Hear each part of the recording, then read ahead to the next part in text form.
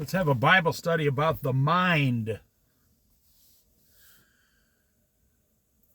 It's not your flesh that is weak. It's your mind. I was listening to that song, 16 Ton. I put it in my money playlist if you want to go listen to the exact words. In the song it says, man has a weak mind and a strong backbone. Boy, that describes today's society more than anything. A weak mind and a strong backbone. God gave you a strong mind and a strong back. But the devil convinced you to have a weak mind. Now listen, also I was reading in Romans chapter 5. Listen to what it says.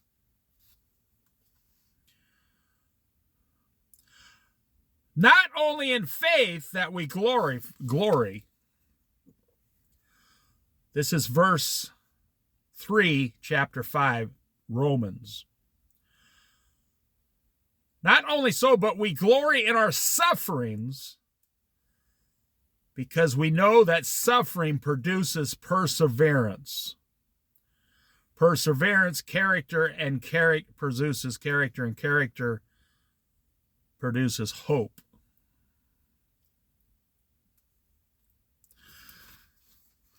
Now, what's it say? When you suffer, it produces perseverance. Now, let me put it in actually better terms.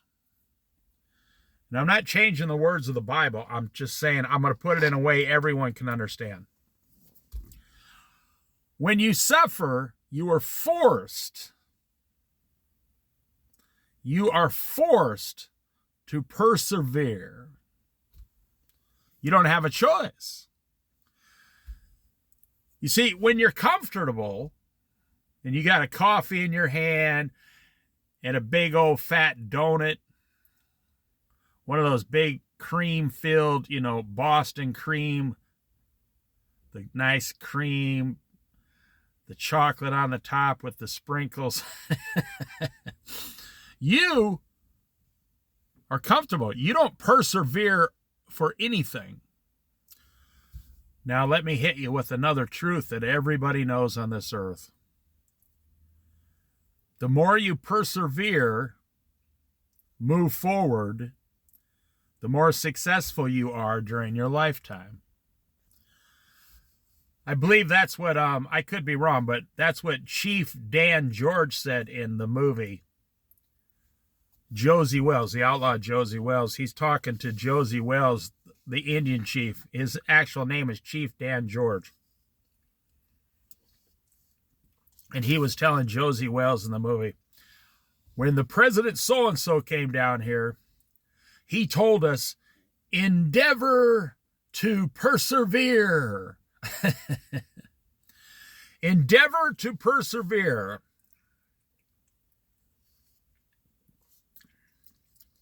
The word persevere should be key in your daily life. You say, well, I got depression. Doesn't matter. Get up and persevere. Because perseverance leads to hope. And hope gives you a better life on earth, and hope gives you eternal life with Jesus Christ, if that's what you put your hope in. See, I see a lot of men today, they're not endeavoring to persevere. So what happens, So now we change to another point of view, God's point of view.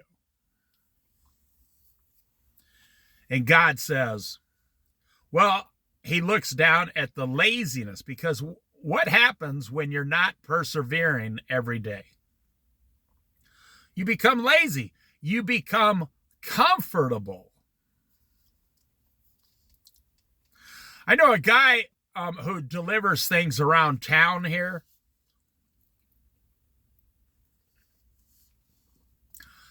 I'm not going to tell you what he delivers, but he's the exact same age as me, 63 years old.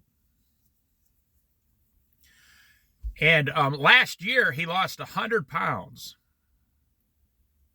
That's amazing.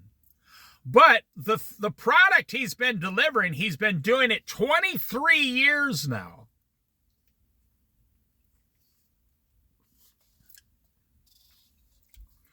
He's been doing it 23 years. I've never once seen him complain. He's he's a big, tall guy. He's the nicest guy because he sees life as kind of, he sees all the funny stuff in life. He's got a great attitude. So for 23 years, he's been delivering stuff in town from 5 a.m. until 5 p.m. at night, 5 days a week.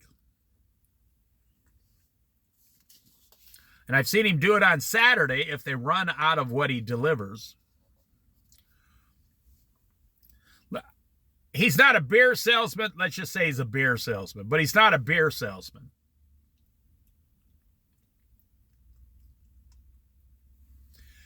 And he's been persevering for 23 years. The exact same job. And he worked up to manager. He makes great money. He's got a beautiful wife and children and grandchildren now. He has a really nice house paid off. 2 nice cars completely paid off. Why? Because he persevered. He endeavored to persevere. Let me tell you, the most successful people I've ever met in my lifetime are people who kept their eye fixed on the goal. I was a restaurant manager, and a store manager asked me, "Tell me what your plan is." Well, he said, "What is your goal?" And I said, "Well, to be number 1. He said, "How are you going to get there?" And I was young. I said, "I have no idea, but I know I will get there because I will not stop until I achieve it." And this guy, he started yelling at me, screaming at me. I was only 20 years old. And I was looking at him because I was raised around real men. You got to remember, I'm 63 years old, so I was raised around people that were born during the Great Depression.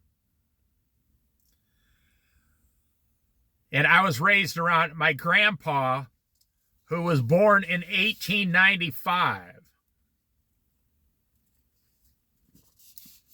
These men never had time to sit around and talk about endeavoring to persevere. If they didn't move, they would starve. These were some of the toughest men I've ever personally. One of my great-grandfathers came from Ireland in 1850.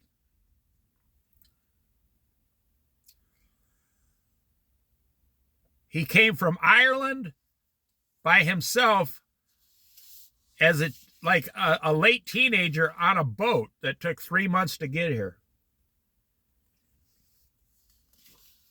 He didn't think about how it was going to happen. He was just thinking, sit on the boat for 3 months until I arrive in New York City, America, and then he moved to the Midwest and started growing corn and potatoes.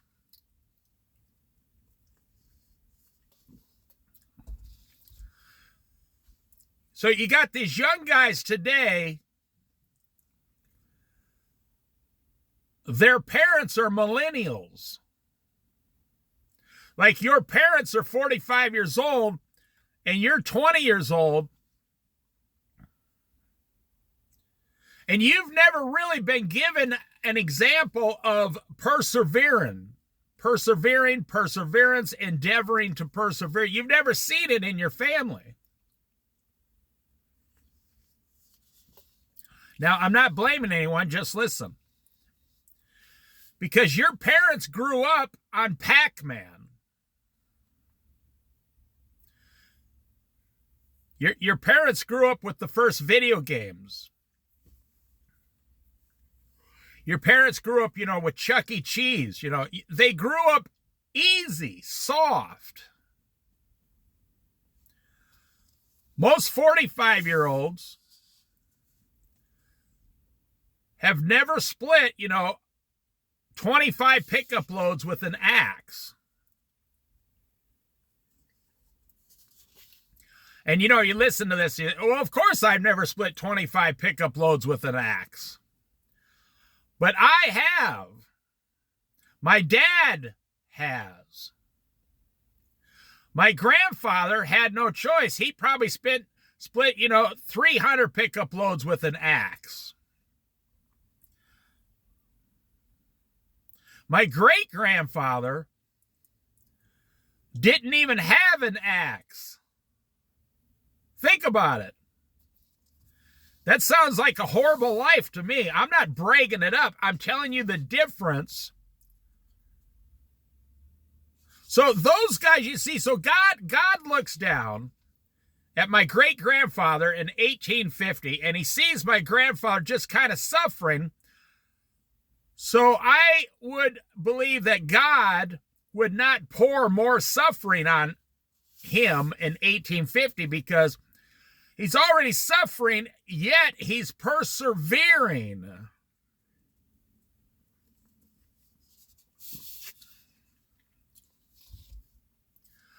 God does not want you to suffer. He wants you to persevere. You have no idea how much God loves you, and you literally, most people stop there. If God truly loves you, he truly, truly wants you to be 100% successful during your lifetime. I can prove it. Look at everything he gave King David, King Solomon, Abraham, Isaac, Jacob. Look at how successful he made his son, Jesus Christ. You, with your own children. To me, success is not just money, it's everything. From top to bottom, A to Z.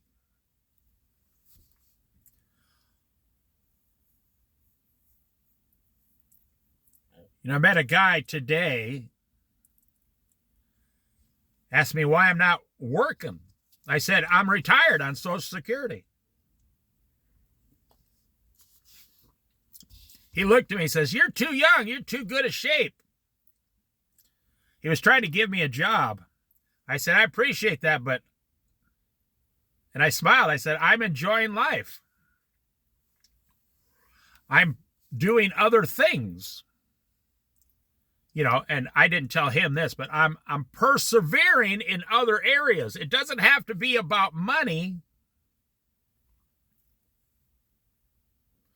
If I went down and made $100 a week right now, it wouldn't change my life.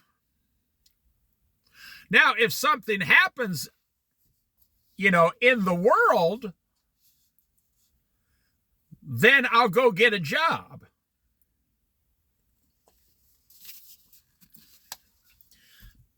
If I made, $300 a week, it wouldn't change the way I live. All it would do is take away from... I'd have to spend those hours at a job instead of spending those hours fulfilling a lot of the dreams and goals I'm doing right now. So let's go. You look at your own children. You love them so much So you naturally want them to be the most successful they can possibly be. You know, when people say, you know, how are your children doing? You don't want to say, oh, they're on drugs and alcohol, and or my child went to jail, or my child's 40 years old now and has been married, divorced 4 times. You don't want that. No, you want to be able to say, oh, my child's doing fantastic. See, like me with my own son, I could not be more proud of my son. He worked. He's got a wife. He's got 3 children. He's living on less than he earns. And they're all happy. And they all follow Jesus. There's really nothing else I would ever want for him. A better truck, that wouldn't make a difference. A better house, that wouldn't make a difference. You know, more junk food, that's going to harm you. Having more money, that wouldn't make a difference. Well, so now we go to God. God looks down at you, his child. And if I could put words in God's mouth, you know, God looks down and says, how come they stopped endeavoring to persevere? Let's just pretend God says that. How come my children have stopped moving forward?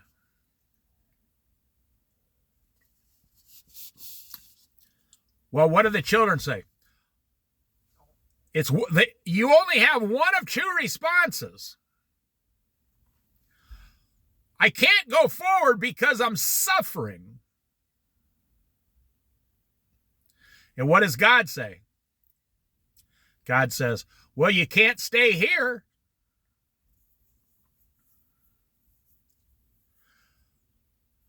And you say, why not?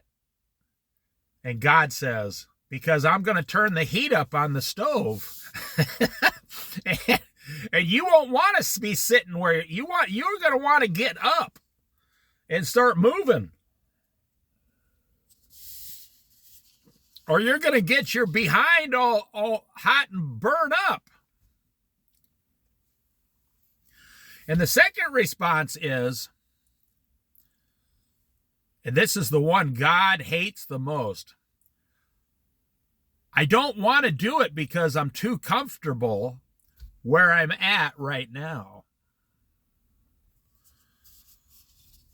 You don't want to look at God and say, like the rich man, he had all these barns, and his God blessed him, like tripled or quadrupled his amount of wheat, his crop that year. The man was so wealthy.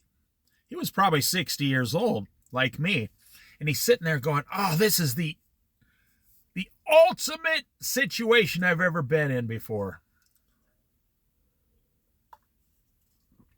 And after the harvest and everything was, in other words, he had so much crop, he didn't have enough barns to store it all. Could you imagine having so much money that, you know, back, I'd say 100 years ago, that it wouldn't even fit into a bank? So the man says to himself,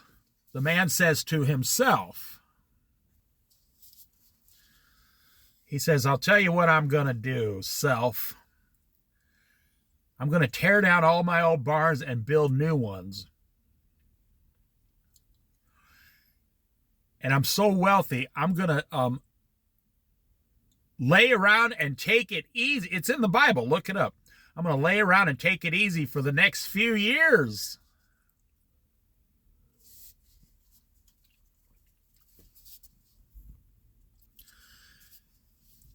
And God said to that man, "You fool. I'm going to demand your very life from you this night." In other words, you ever wonder why you don't get more from God? Because God knows the heart of man. If you don't give man enough, the man's going to start stealing. That's in the Old Testament too. I think it's in Proverbs. The man says, "Lord, give me just enough. Don't give me too much, or I will forget about who you are. I'll be rich. I won't think about God anymore. And don't make me poor, or I might steal my bread and dishonor the name of my God." It really is one of the wisest Bible verses in the entire Bible. I've studied it many, many, many, many, many times.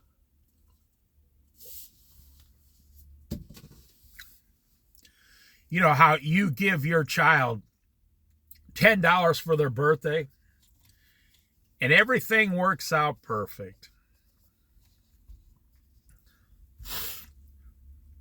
You give your child a $100 bill for their birthday and they literally turn into a snobby little brat. And they say, "Oh, I'm rich. I don't need anything. I got $100. You give a 10-year-old $100.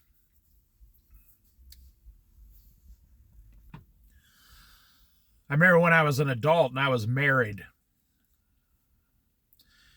And I went home to visit my mom and dad.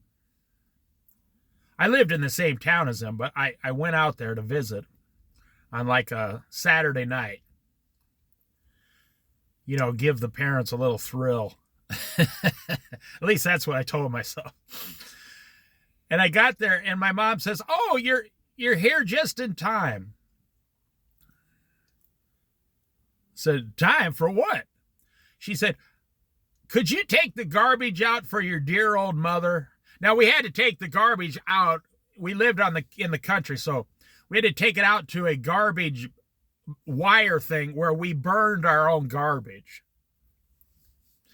And then we take all the ashes and bury them in the ground, or some of the ashes we would put in the garden in the soil. And I says to my mother, as a joke, I said, "I don't think I'm going to take the garbage out. I don't live here anymore." And she stopped and looked at me and says, "Do you want to eat supper here tonight? Do you want to eat here?" She says, "I assume that's why you came over to eat." I said, "Well, yes, ma'am. I guess I'll be taking that garbage out." My mom was like, "You're still my son. When your mama says take the garbage out," she says, and I came back, she says, "Oh, you did such a good job." She's very sarcastic type of woman because she makes her daughter-in-laws laugh, She says, "Oh, you're such a big, strong man carrying that whole 5 pounds of garbage out there for your mother." And my wife was laughing. I said, yeah, okay, all right. She said, "Boy, that must have been so, hard for you to take the garbage out for your poor old mother." I should have just kept my mouth shut and took the garbage out. She reminded me, and then she said, "When I'm 100 years old someday and you're 75, I'm still going to ask you to take the garbage out." I said, okay. And every time I went home, she asked me to take the garbage out. My answer was, "Oh, I'd love to do it right away. Yes, ma'am, right now." Wouldn't have any questions about it. Well, the same thing is with, my mother never lived this long, but I could have been 60 years old and my mother was 90 and she'd say, "Could you take the garbage out?" Now you got to understand, we had to walk like 100 yards, or it was 80 yards down to the garbage bin thing. So that's why my mother, as soon as I walk in the house, now this is the lesson right here. Because she's always in a parent mode. As soon as I walk in the house, she goes into parent mode. Oh, here's my children. I love them. I'm going to put them to work. My dad would come home and I'd say, "Hey, how's it going?" And I haven't seen him in a couple months. And I say, "How's it going?" And he'd look at me and say, "How's it going? I'm working. What in the hell do you think I'm doing?" And he'd look at me and smile. He said, "You better be working. You got a job?" Of course he knew. I said, "I work more than you." He goes, "Oh, is that right?" I said, "I'm a restaurant manager. I'm putting in 80 and 90 hours a week." That's how much I put in back then. He said, "Are you making that up? Are you really working 90 hours? I said, "I've put in over 100 hours before in a restaurant to make it successful." And my dad said, "Well, you're dumber than I thought. They're getting their money out of you double and triple." See, so for me, it wasn't about money. It wasn't about the money. And as corny as this sounds, it was about persevering. Or like I said, endeavor to persevere. Like the Bible teaches, suffering results in persevering. So my great-grandpa, to finish what I was saying, I don't think God looked down and said he has to suffer more. So then you go to my grandfather, who was born in 1895, and they had a few modern day conveniences in their life, like a car,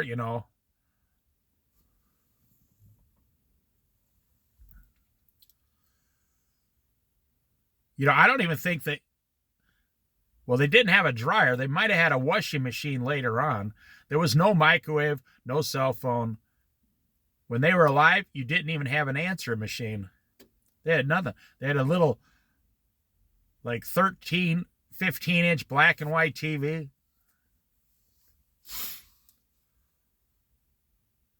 But there were, they were alive until the 1970s, so there were a lot of conveniences around, but they just didn't get involved with it. Kind of like me today.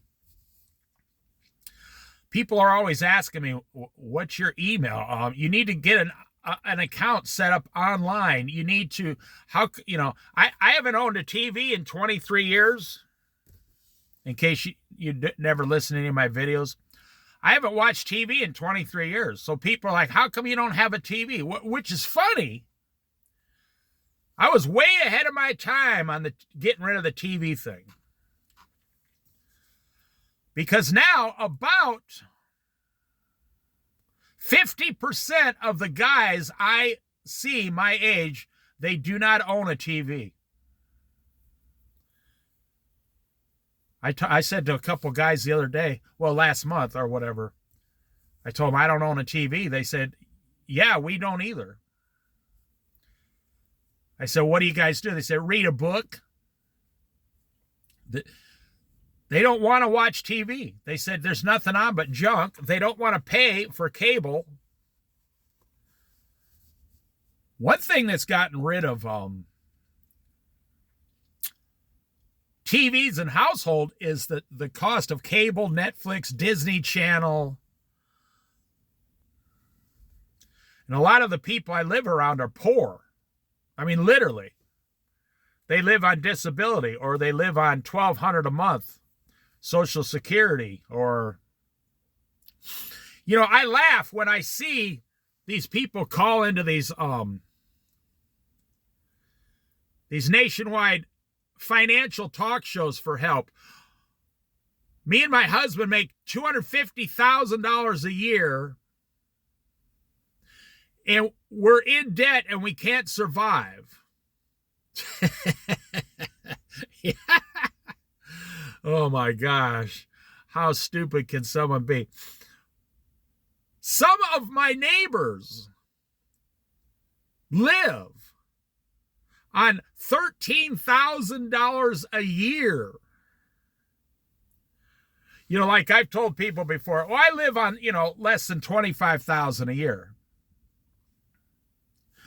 which is a lifestyle that's twice as good as like a third of my neighbors. And I don't mean where I live. I mean in all the neighborhoods around in small towns today.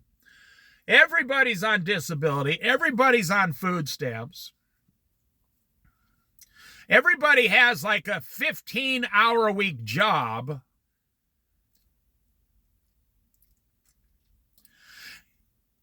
And people go, how do you survive on $25,000?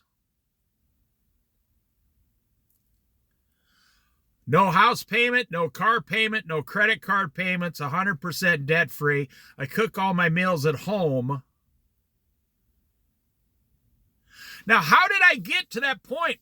Because I persevered. It took many years to get to the point of perfecting that financial system in my life. And they say, well, what do you do for fun? Are you kidding? I live next to the ocean. So right now there's someone in California they live in a $3 million house, and they make about $190,000 a year in California. But because their perspective is a California perspective, they say, wow, I wonder if I could retire to the Oregon coast on $3 million. And I'm like, well, it all depends on how you want to live. If you want to live like King Solomon, you can never retire, no matter where you go. If you want to live like me, you can retire at $25,000 a year. I've had conversations with millionaires about this. And they say, really? I've lived in places in Colorado. Now, this was 28 years ago. People were living on their work today, pay today income in a weekly motel. Now, a lot of them were on drugs and stuff, but they'd get up every day, go down to the week. Now, the motel they lived at cashed the work today, pay today paychecks, because they were good paychecks, and they put it towards their rent. So back then, a weekly motel was like $175 a week. But if you got the motel room for a month, it was only $400 a month. But if you paid daily for the week, long term, and the guy was pretty lenient, he would let people, they were there long term, but they paid daily, so he put them on the long-term rate. That's a whole nother story. This guy's dad spent 40 years of his life building up all these motels. And then he passed away, and his son inherited all the motels and immediately started to tear them all down and just sell the land for millions of dollars and retire. So, if you're the old man and you're working your butt off for 40 years thinking you're going to give your son, and family a better life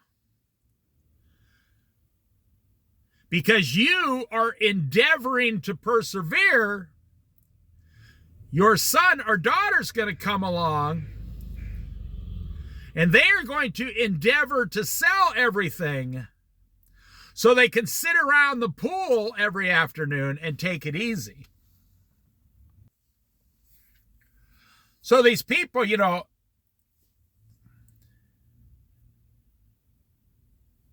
they would go down to the work today paid place. They didn't even have a vehicle. They'd have to get a ride from somebody else to the job site. Now, back then, they'd only paid $7 an hour. Some of the jobs paid $6.25, depending on how hard the job was.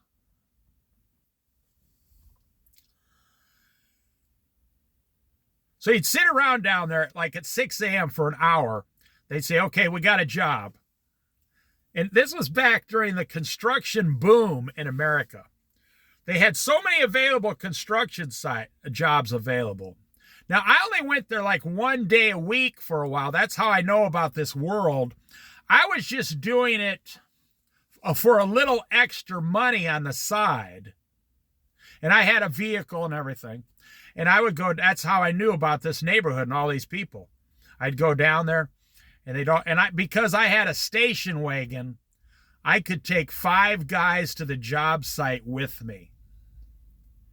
The guy who owned the work today, pay today place, he was in love with me. And I had all this experience with employees and all this. And they were supposed to pay me $2 each for gas. I never charged one person for gas. I said, we're all going to the same place. Just hop in the car. Don't open any alcohol or drugs in my car, or I'm going to put you out on the side of the interstate. And I would have this little speech with people before they got in my car. And they knew I was totally serious. You'd work. I mean, these people, they had trouble putting in 4 hours a day. That was their main problem in life, was they didn't have a work. They didn't have a endeavor to persevere work ethic. They wanted to, their mind, their backbone was strong, but their mind was weak. They didn't think they could even make it until lunchtime at 4 o'clock or noon. They had no food for lunch.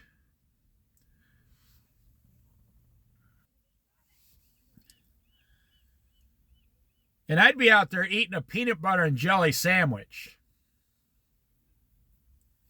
I mean, I'd take like 3 peanut butter and jelly sandwiches, a banana and an apple, and probably some kind of a stupid Hostess Ho-Ho cupcake. And we'd all come back. The job site would be over. Every job I went to, the foreman would come right up to me and say, "Could I talk to you separate?" I'd say, "Sure." He'd say, "I want you to come work here tomorrow morning immediately." I say, "I'm not looking for a job. I already have a full-time job. I'm just doing this once in a while on the side." He'd say, "Anytime you want a job, man, I'll hire you. We can't get people like you to come out here." We'd go back and we'd sit around. And then the guy, you'd turn in your time slip. And then he would sit there, and they had a machine in the office. They didn't have any cash there that would print checks. He'd print a check. The person would get, like, after taxes, you had to have federal and state taxes taken out.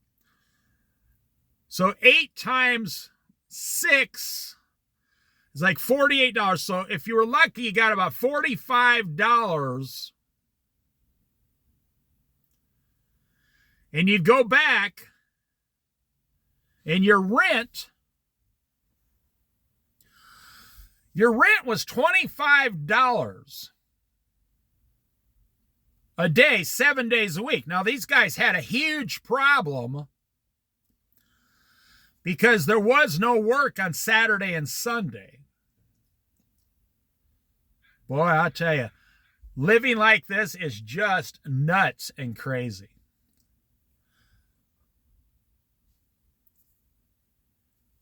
So on Friday night, these guys are, you think they had $1,000 in their pocket.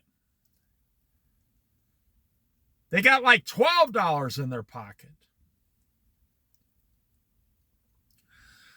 And every single person, or every single time I take out a group of guys, there'd always be one or two guys, hey, you got a couple dollars I can borrow? I say, no. You're supposed to be paying me for the ride. I just gave you $2 for free. They say, I ain't got nothing to eat. I ain't got nothing to drink. I said, well, there's a hose over there. Go get a drink out of the water. You got to learn to... Now, I'm telling you this story for a reason. We're talking about suffering. Remember, we're talking about why do people suffer? Well, because God says suffering leads to perseverance.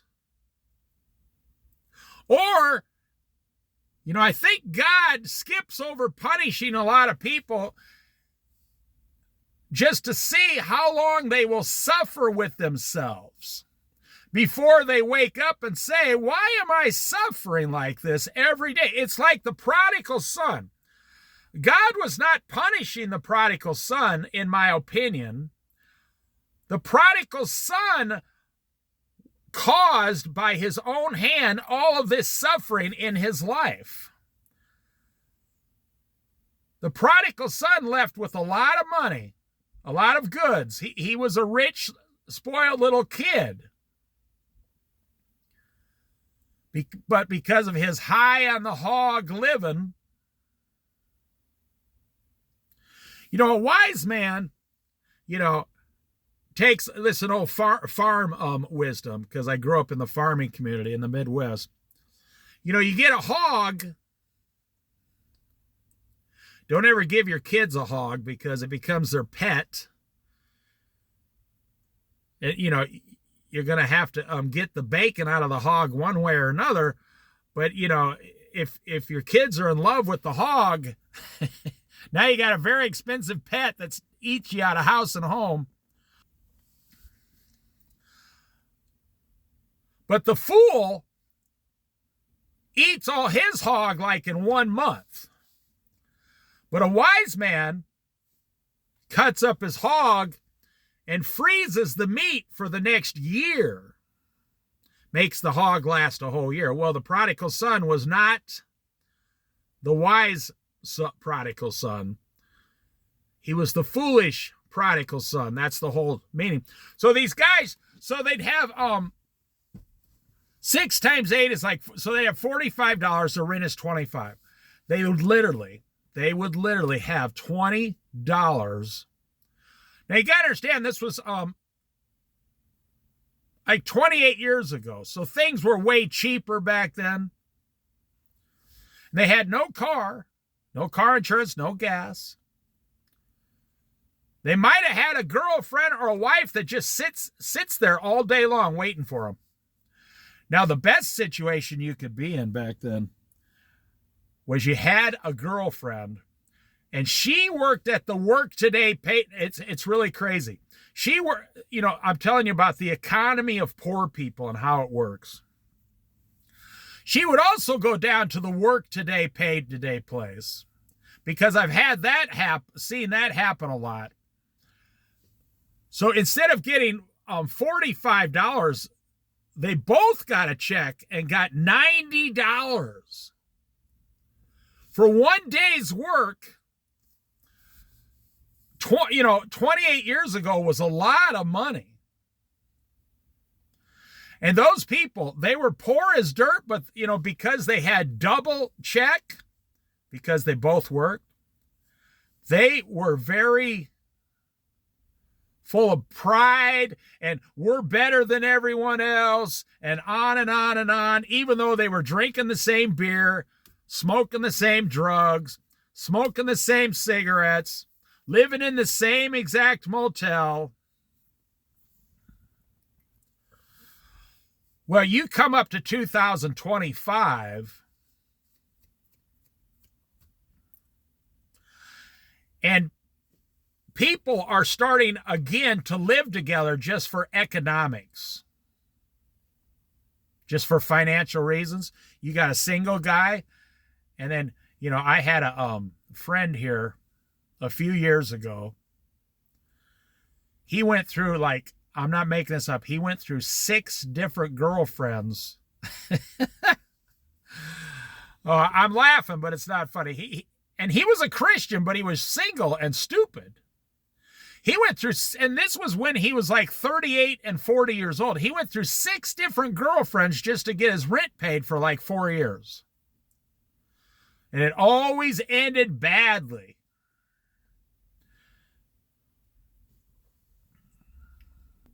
So imagine you get your work today, paid today thing, and then you get out and you're walking home. Now, the walk was about 1 mile from the work today, paid day, to about 1.5 miles up to your motel room. So you had this money, but between there was a liquor store. And before the liquor store was a convenience store. And the nearest grocery store was like 2 or 3 miles away. So these guys would be walking down the road after working 8 hours, but you went down there an hour in advance. Now it's an hour to get home. You got a 10-hour day going. It's like 5:30 in the afternoon. You're walking.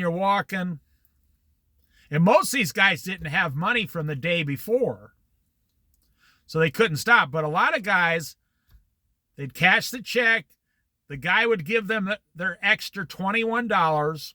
Their rent's paid for 24 more hours. Wow. And they would walk about a 1/4 mile all the way back down to the liquor store with their $21. Now, back then, you could literally get a bottle of a pint of like Jack Daniels for $1.99. And then they get that pack of cigarettes, which, liquor store prices on cigarettes are not cheap. So they went to work all day long.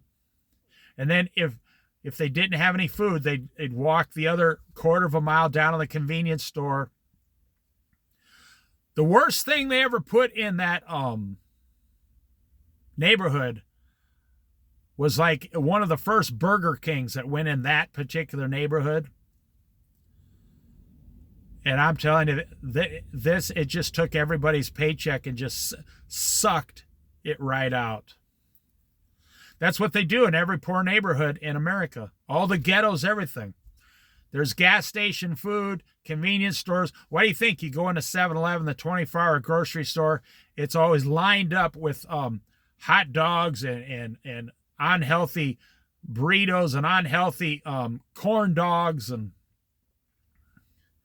so these guys would go home, right? Now, I'm going to finish this up here in about 10 minutes. These guys would go home, and they sit there, lock the door. Look at that gray crane right there. Blue heron crane. Look at that. Look at the land right there.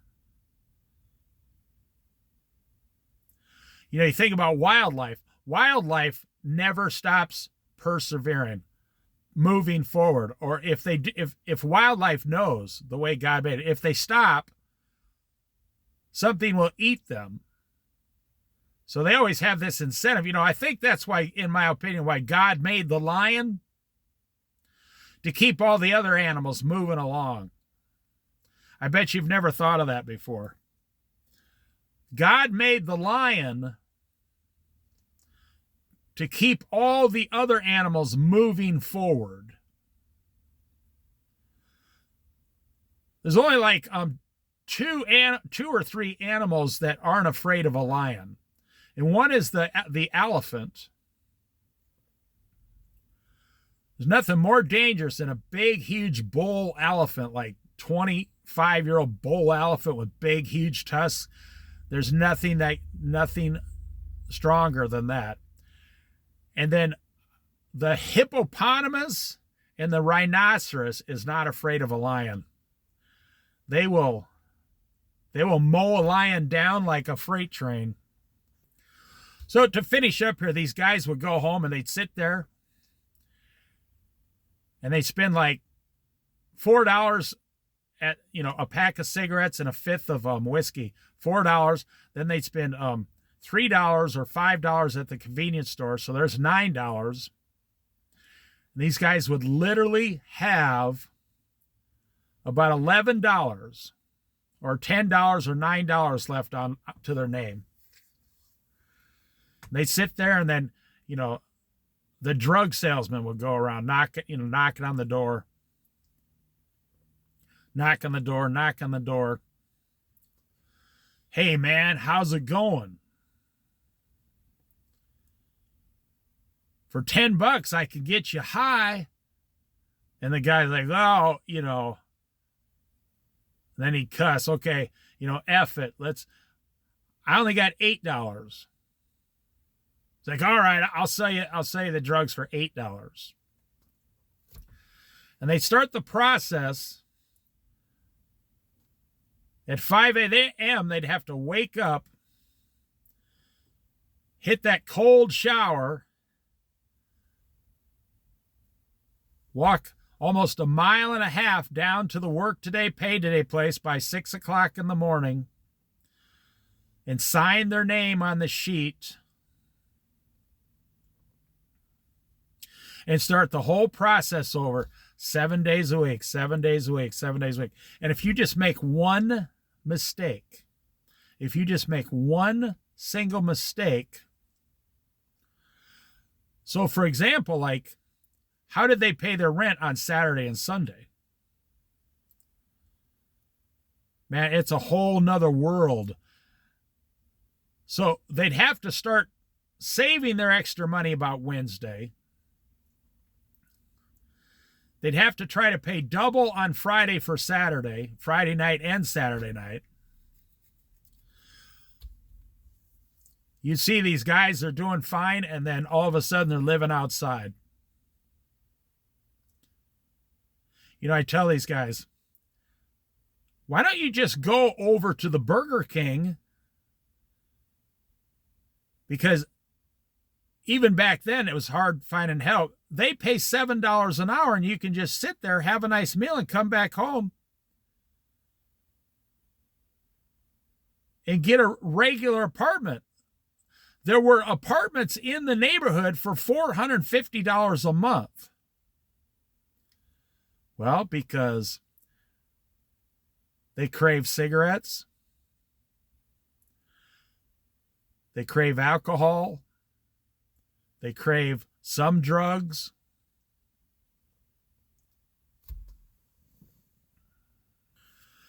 Look at these 4 ducks out on the water. Nope, they flew up to that thing out there. Oh, here they come. 4 ducks flying straight across. There they are. There's 3. The other one took off in the other direction. You ever think that about wildlife? Why does wildlife keep moving, nonstop?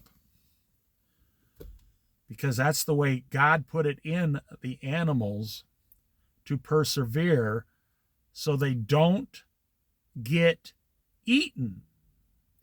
So you go back to this motel I'm talking about 30 years ago. Why did those guys even bother to get up the next day at 5 a.m.? Well, that's another thing. If you stayed there, the office had free coffee and free bagels every morning if you stayed there. So these guys, that was Some of them lived on that coffee and bagels. The guy would put out the bagels and say, I put out 30 bagels a day. When they're gone, they're gone. I make like 3 pots of coffee a day. When it's gone, it's gone. The guy wouldn't spend any more. But now let's wrap this up. Let's get the lesson out of this. Why did these guys even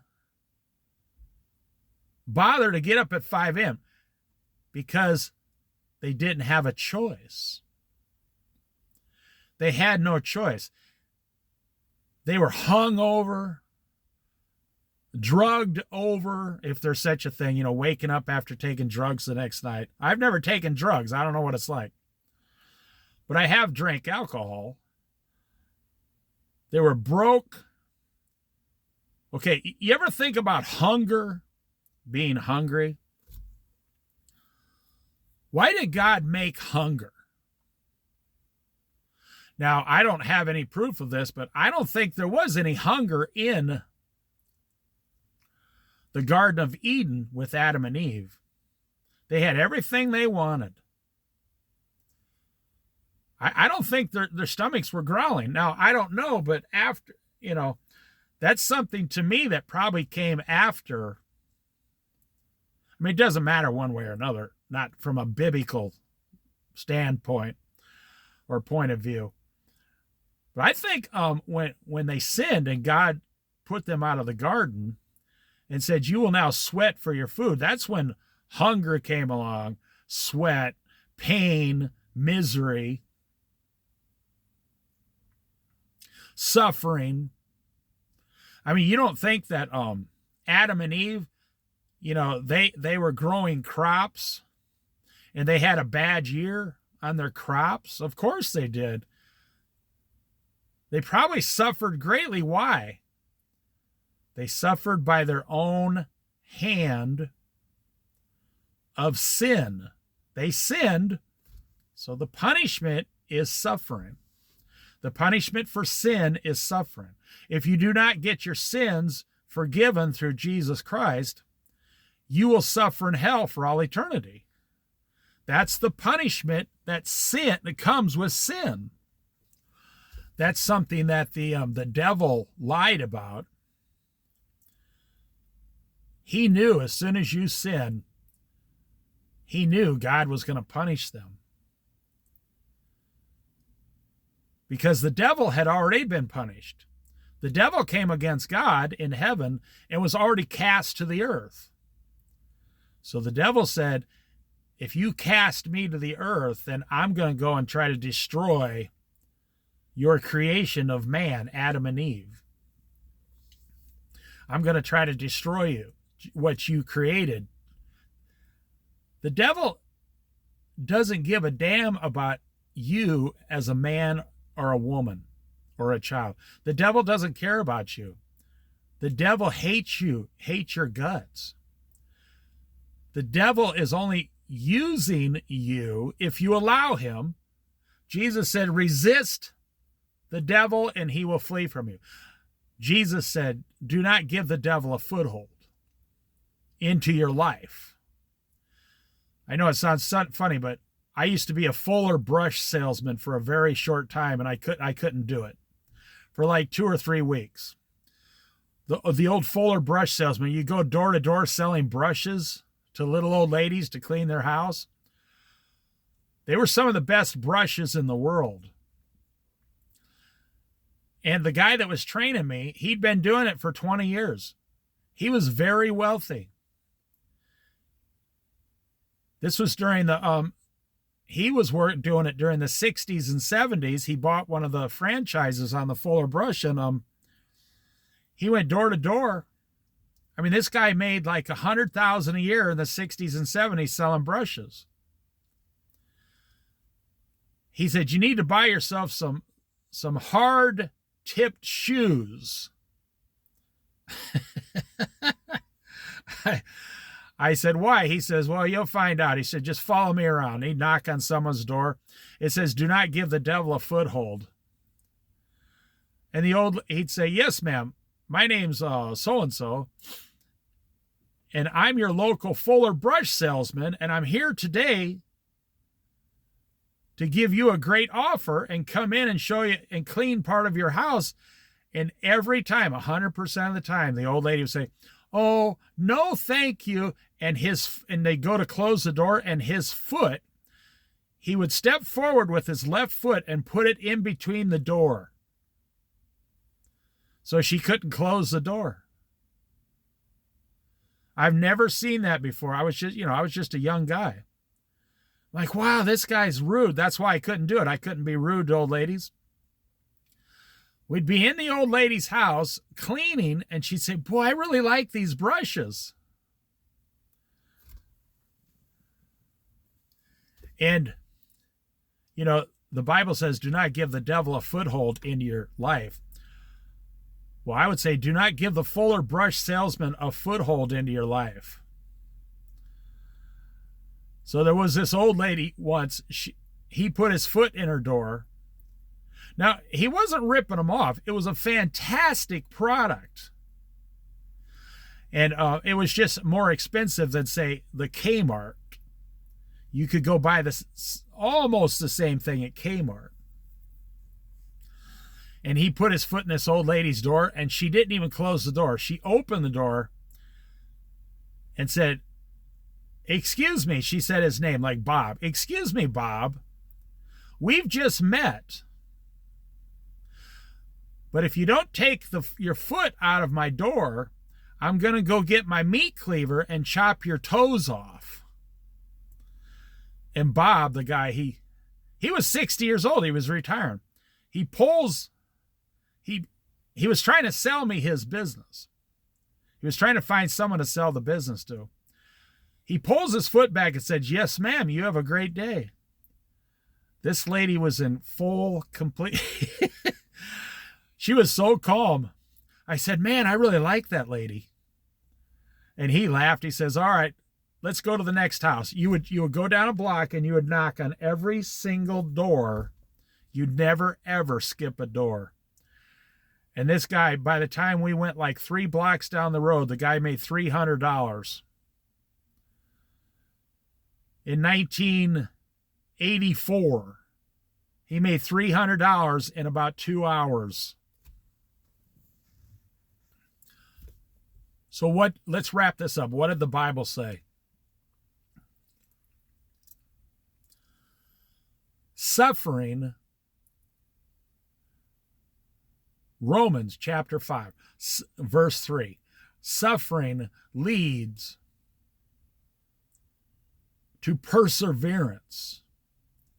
So that was the purpose of this video. If you stop persevering,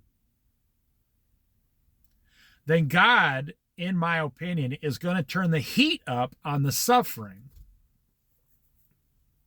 And that's why I say the majority of people cause their own suffering. Now, you go down to the Old Testament, and it talks about the lazy man, the fool. As a matter of fact, there's 3 words that the Bible uses that mean the same thing when God's talking about this. Lazy, fool, and stupid. The Bible says, when you translate it, it literally says, instead of the lazy man, the stupid man. So it says, like, the lazy man slumbers all day in his bed and won't get out and makes all kinds of excuses why he can't go outside. But it really says the stupid man. God is calling you stupid to your face. Now, I don't think God's worried about what your opinion is about the situation, because God knows more than any of us know. But it literally says the stupid man slumbers on his bed all day, says, there's a lion outside. I can't go outside. The lion's going to eat me. There's always an excuse. That's what I brought in that motel story about the way those people lived for years and years and years. Now, today, it's called the ghetto. You can just go to any large city in America, and there will be a ghetto in that city where all these types of people, and I say types of people, I'm not talking about male or female or young or old or black or white. I'm talking about types of people who think this type of thinking. Like the Bible says, lazy, stupid, sluggard. So God looks down at you and he sees that you have completely stopped. Now, you have completely stopped for one of probably two reasons and maybe three reasons. One is, and this is the most common, you're too comfortable. You know, you don't have to be rich to be comfortable. Like I said, this talk show, they got people calling in that make $250,000 a year.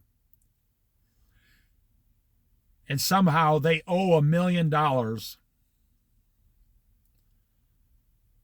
They don't know how they're going to survive. Well, what they're really talking about, they're saying, I've gotten myself so lazy and so rich, and I'm so far behind that I'm going to have to suffer for the next 10 years to pay off all this debt. So God's up there saying, well, if that's what you got yourself into that situation, so then people start looking for ways to get out of that suffering. They try to file bankruptcy or government forgiveness or whatever. Parents give them money, anything except them working to get out of their own suffering. But you don't have to be rich to be comfortable. Like I said, the people at the motel were poor and comfortable. I would say this is the number one problem most Americans have, is the majority of Americans are comfortable. The average American nationwide makes $78,000 a year per person. If you remember, just 10 years ago, it was $78,000 per household, two people working. Now the average person, counting all the rich people and all the poor people in all the big cities, you can make $78,000 per person today, and you are uncomfortable, miserable, you're in great debts. You look at this blue heron crane out here. It only has to catch like 3 small, not minnows, they're bigger than minnows. They're called like shad. They're about 2 inches long. Now, it doesn't do it in deep water like this, no. Right now, it's just resting. But because it's high tide right now, I can tell just because I lived here a long time. I can just see where the water line is. But when the tide goes down, this thing will go over to a rock or a log in the shallow and wait for the minnows to show up. And it'll eat 4 or 5, 6, 7, even 10 of those little minnows. And then it's set until later on in the day. That's all this blue heron crane has to do, is catch those minnows, and it's completely fine. But you take a seagull will eat, pretty much nonstop. They never stop eating. They got a digestive system. They can eat all the bones in a chicken, and the bone will go in their body, and they got an acid type solution in their body that will even dissolve bones. That's incredible. So all the seagulls do is eat and poop, eat and poop, eat and poop. That's all they do. It's all, they just keep eating. They never stop eating, except when they're sleeping. They're always fighting over the food. If they always hang out like 100 seagulls together. So if one or two seagulls find some food, the other like 50 or 60 seagulls start attacking them. I'm telling you, it's a perfect example of capitalism. It's just like capitalism. So what makes the person, like the guy in the Bible says, I'm going to just, he reached the ultimate of his wealth, and now he says, I'm just going to take it easy and relax. And God says, you fool, which really means, hey, stupid. Hey, dummy. I'm going to demand your very life this night. Because look at it from God's point of view. God says, I just quadrupled all your wealth. Because you might, maybe the guy was a good and faithful servant for 30 years, working in the Old Testament. And why does God make one man successful? So you will give jobs to 100, common men in the town. If it wasn't for rich people, the poor people would have no jobs. You see, we got it backwards in America today. But God puts it in the heart of a man to become wealthy so God can bless the people in the town. In other words, God allows the man to say, I need a lot of money. It's in the Bible. God says in the Bible very clearly, I'm going to make one man work his entire life, but I'm not going to give him the ability to enjoy it. So God uses people because of their greed. He doesn't make them greedy, but because of their greed, that's the most interesting thing about God. He can use you whether you are good or evil. He can use you whether you are for him or against him. Jesus was the ultimate example of this. Jesus used every single situation, good or bad, to teach his disciples a lesson. And therefore they wrote it down and they're teaching, so Jesus is teaching us the same lessons if you're a believer. Okay, so being comfortable in America, but you're not comfortable, are you? You want more. That's why you're in debt. They say, boy, I wish I was one of those lucky, people 10 years ago who bought a $250,000 house at 4% interest. Boy, those people are so lucky. How do you figure? It's still a 30-year loan on a house. And now the house went up to $500,000. Say, well, yeah, they made all the money. No, they're not making money. Their taxes have doubled. Their insurance premiums have doubled. To get the roof fixed now has doubled in price. They might still owe $1,500 a month in a house payment or $1,200 a month, but everything else they got to do to the house has doubled and tripled now. And they talk about it all over on YouTube. Thousands of videos about how people are drowning. Well, they came out with the numbers. The average house payment in America now is $2,600 a month or $2,500 a month. And the average monthly amount it takes to maintain a house is $1,400 a month now. That's all the insurances, the water, the electricity, all the maintenance, the yard care, the taxes. $1,400 a month. Like $16,000 or $17,000 a year. That's if you live in a house that's 100% paid off. $17,000 next year of your money is going to go to just maintaining your house. And that's if you don't need a roof or something big like that. So in America, we sit here and we are just like the rich man, but we don't know it. They say like a frog in water that's slowly the heat's being turned up. But that's an old, I'll just tell you something real quick. That saying is a lie. It's one of the falsehoods that has been taught to man that is 100% untrue.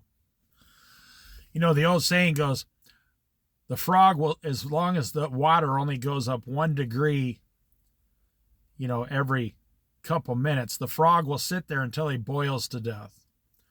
Well, that sounds real good on paper, but it's not true because you can look this up online. There was a college student who, is trying to get a science degree many years ago.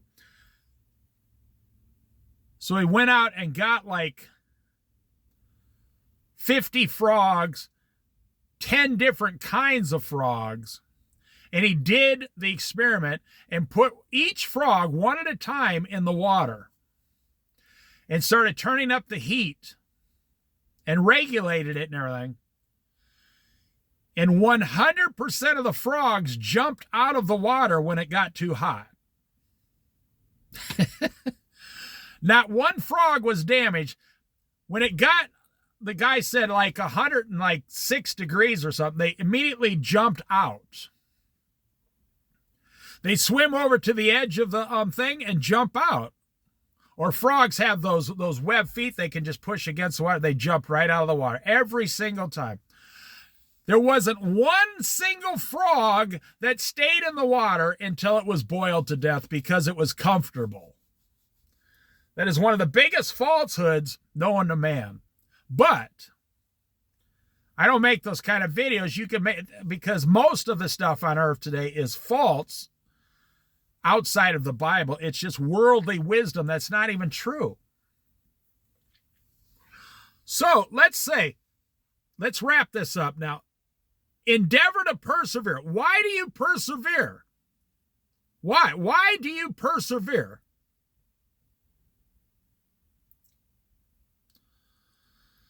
Because you're not going to sit there in your situation until the water boils you to death.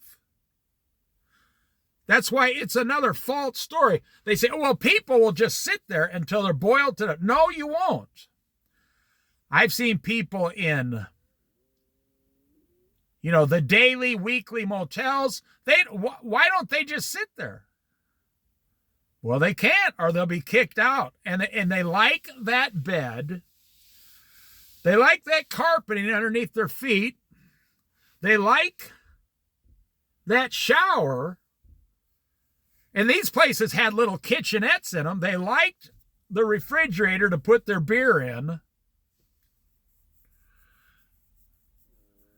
I knew a guy moved into a place, kind of like a little cabin he was going to rent. And it had nothing, no refrigerator, no stove, nothing. And he said, well, the first thing I got to go buy is a little college refrigerator for like $60 at the store. I said, why? I said, how are you going to fit all your food in there? The guy said, food? I need something to keep my beer cold. Like, oh my gosh, your priorities are 100% upside down. You're going to fail. He said, no, I'm not. He said, I like to drink a few beers every day. I said, yeah, like a 6-pack a day. He said, what's wrong with that? And I want to drink cold beer.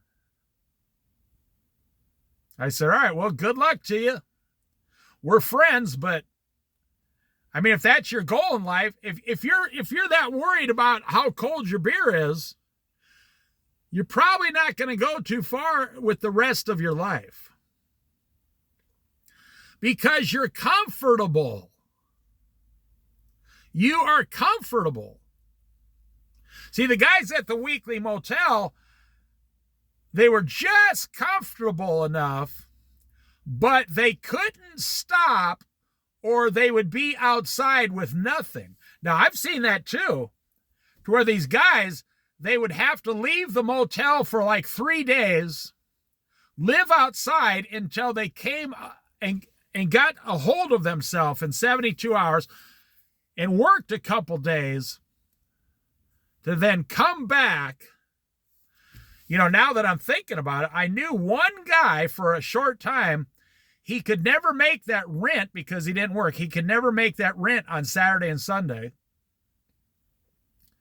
And he was kind of a vulgar guy. I mean, towards women, he never met a woman that would ever want to stay with him. No.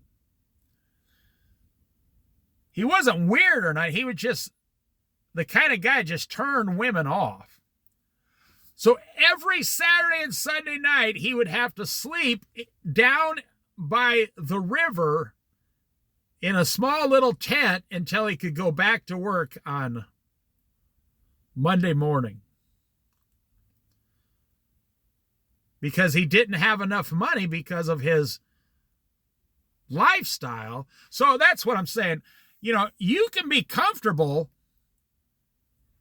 in a weekly motel at $50 a day to where you never persevere enough to go to the next level and become successful. Now, what is the next level there? The next level, it sounds crazy, I know. The next level that would change their entire life would be going from $50 a day to $75 a day. It's like, well, gee, I mean, anybody could make an extra $25 a day. I'm going to tell you this story before I forget. I knew this guy for about 8 years. He's not alive anymore, but everybody around here knew him. Well, they didn't know him. They seen him. He lived down the highway a stretch, like 3 miles or 2 miles, about 3 miles down the highway, say. And every morning, 5 days a week, this guy would warm up, put on his jumpsuit, and slowly start jogging down the highway against traffic so he could kind of watch the traffic. And he wasn't fast. I saw that guy at the grocery store once. They said, hey, you're the jogging guy. And he smiled. I said, can I ask you how old you are? He said, I'm 80 years old. I said, what? You got what? He goes, how old do you think I am? I said, I thought you were about 65. He goes, nope. He said, everybody says that. He says, because I run. He said he lost like 30 or 40 pounds in like 3 years. And he didn't run fast. Well, he's 80 years old. I said, I said to the guy, I said, you must really like it. He goes, not necessarily, not really. He said, I have to do it. He said, the doctor told me I have to do it. He said, I mean, this guy would do it when it was raining, no matter what, like 5 days a week. He did this for years. You know, I say he endeavored to persevere because he didn't have a choice. He lived in a nice house. He had a nice new pickup truck, all that. He had a nice retirement going. But something turned the heat up on him, and he didn't stand there doing nothing. He didn't stand there complaining. Now, like I said, my great-grandpa didn't have a choice. My grandfather didn't really have any choice until like the 1960s, but then he was already 60 years old, so... But my parents, who were born in the 1930s, they lived a rough life until they were about 25, 30 years old. But then consumerism and commercialism took over America in the early 1960s, after World War II was over. So during the 50s, they got all this manufacturing and tools died set up, in the manufacturing plant and started making just stuff the world has never seen before. I mean, they were painting cars with machines, making tires with the machine by the tens of millions. The Ford factories, Chevy, whatever, Dodge, they'd pump out, 10,000, doors a day. And so my parents lived the first half of their life like the old ways, and then the second half of their life in luxury, so to speak, with all the modern stuff in this world. But today, now I grew up, so I didn't have a cell phone until I was almost like 48 years old, 50 years old. I had a computer for like 3 years, which was kind of weird because I didn't have internet. I'd have to go to the library if I wanted to use my computer and log onto their internet. But then when I got a cell phone, the cell phone did more than my computer does, so I just got the cell phone and got rid of the computer. I had an iPad once for 6 months. I paid like $99 for it. It was the dumbest thing I've ever bought in my entire life, probably. Because I had bought it when it went on sale. They were $199, so they were on sale for $99. I didn't realize. I thought it was a computer that was smaller, so I had this iPad that would let me online and stuff. And this iPad did only about 25% what my cell phone would do. So the iPad was useless. It wouldn't do everything my computer would do. And I tell you what turned me off to computers. I had to call tech support once. I mean, I was on the phone once for like 2 hours with a guy from India. I didn't understand a thing he was saying. And this was a, Dell computer. That was their system and all that. And I was talking to this guy for 2 hours just for him to reset my computer. Well, you don't do that today. They might hack your computer or whatever. But back in the day, that's what you had to do. Sit on a cell phone for 2 hours. Okay, now do you see the little button in the corner? Do you see the little icon that says such and such? Do you see this down below? Oh my gosh, it was horrible.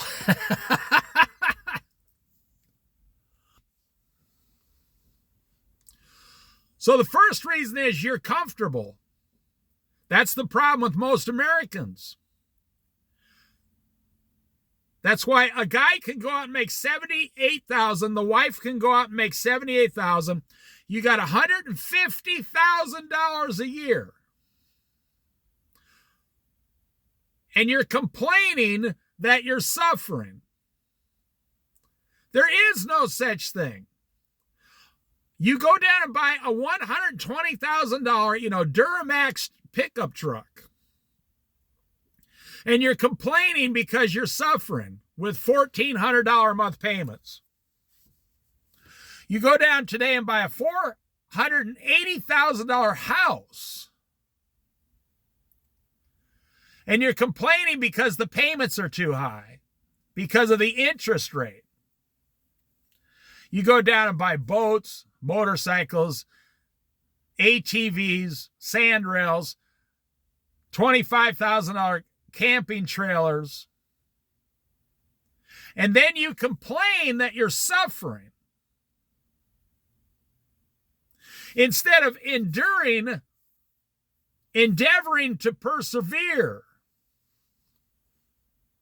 So God looks down at you and says, you are stupid. Now, I want to say God loves you tremendously, but God sees you and me as a father-child type relationship. Just like you see your children, you're the parent and they're the child. If your children do something stupid, are you going to, are you going to worry about their feelings?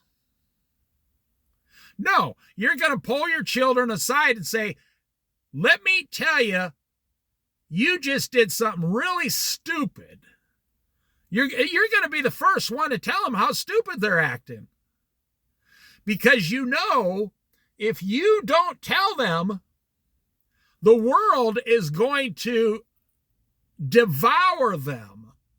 If you don't teach your children to stop being stupid and acting stupid and doing stupid activities that are harmful, the world in today's society, you're going to be visiting your children in jail, in drug rehab. You're going to be going to alcohol therapy classes with them. You're going to be going in and out of the court system with your stupid children. So what are you willing to do to save your children that you love more than yourself? Look at those seagulls fighting.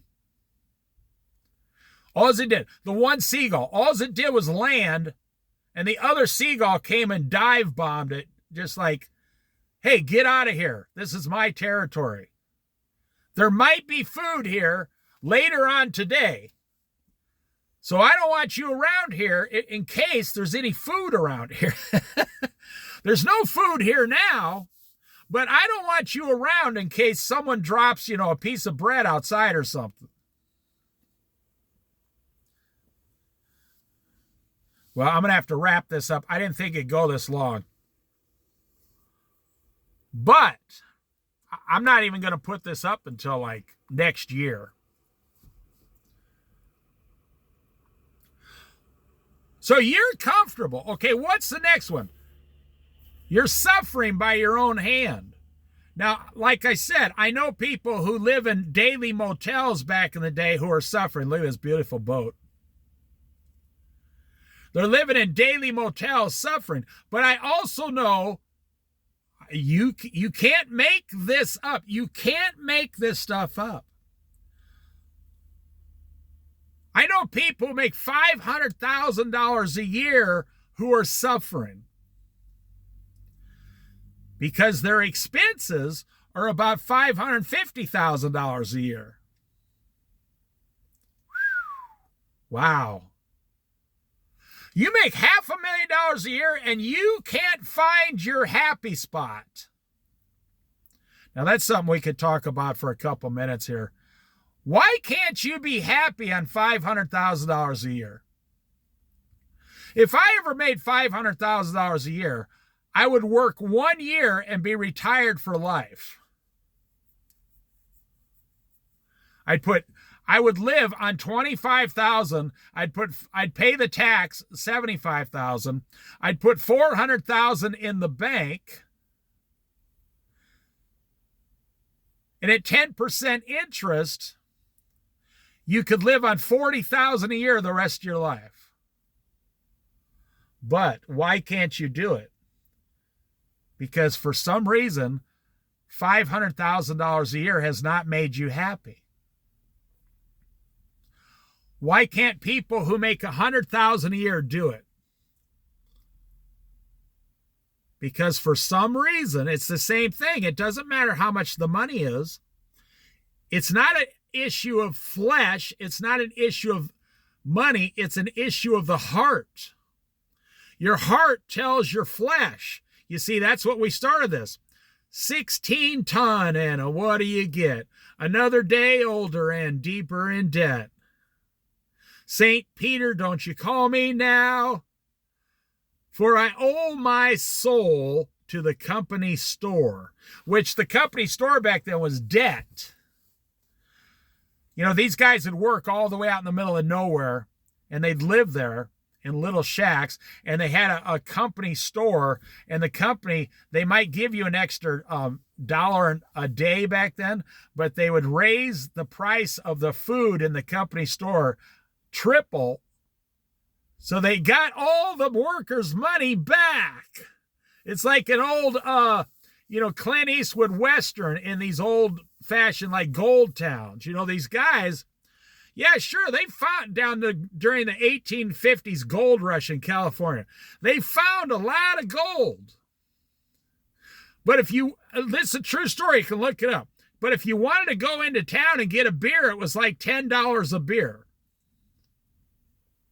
If you wanted to stay in a motel, it was like $30 for a motel room in 1850, because this is the ultimate about economy, to where supply and demand. So if you got guys out there panning for gold all week long, Monday through Saturday, and they're going to go into town on Saturday night, and they got this gold, which was only like $20 an ounce back then. But, in 1850, the rest of the country was making, $3 a day. So if you could go out, now this was when it was easy to find the gold. So if you could find an ounce of gold a week, or 2 or 3 ounces, and you had thousands of guys out there, and these guys were going into town with $100 worth of gold, well, then you would increase the prices appropriately. You'd say it's $30 for a room, $20 for a steak dinner, and $20 for a bottle of booze.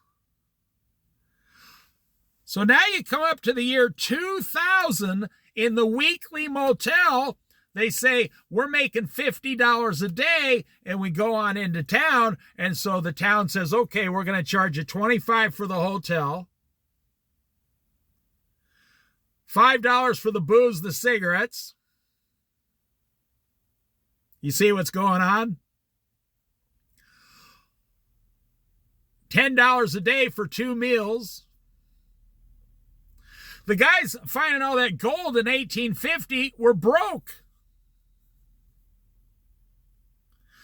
They'd come back to the gold camp every Monday morning broke. It's like the country boy can survive. Hank Williams, country boy can survive. But he says in his song, you only get mugged if you go downtown. Nobody's getting mugged out in the country because you got a shotgun, a rifle, and a 4-wheel drive, and a big old buck knife. And you got a really mean dog with you. And then you got a country girlfriend. She's got a rifle and a shotgun too. So nobody drives from the city out to the country and says, hey, let's mug a bunch of country people standing around cleaning their shotguns. But in town, that's where you get mugged. Because people are living there. They're just comfortable enough. They drive up in, their BMW, their Lexus, their Corvette, their Mercedes, their Cadillac. And some guy from the ghetto, you go in the store and some guy from the ghetto jumps on your car and takes off and steals your Cadillac. And you're like, well, what happened? What happened to me? I don't get it. What happened? Well, let me wrap this up because it's going to take forever to upload this video. But I'm glad I made this video. You can be completely out of control at $50 a day. You can be completely out of control at $500,000 a year. So God, your Father, is in heaven looking down at his children. And what's he say? That guy makes $50 a day and he wants to suffer. Like the prodigal son. And God says, that other guy makes $500,000 a year and he wants to suffer like the prodigal son. Okay. See, money doesn't matter to God. What matters to God is the actions of the man, the individual man. God says, I searched the earth to find a man doing good so I can use him.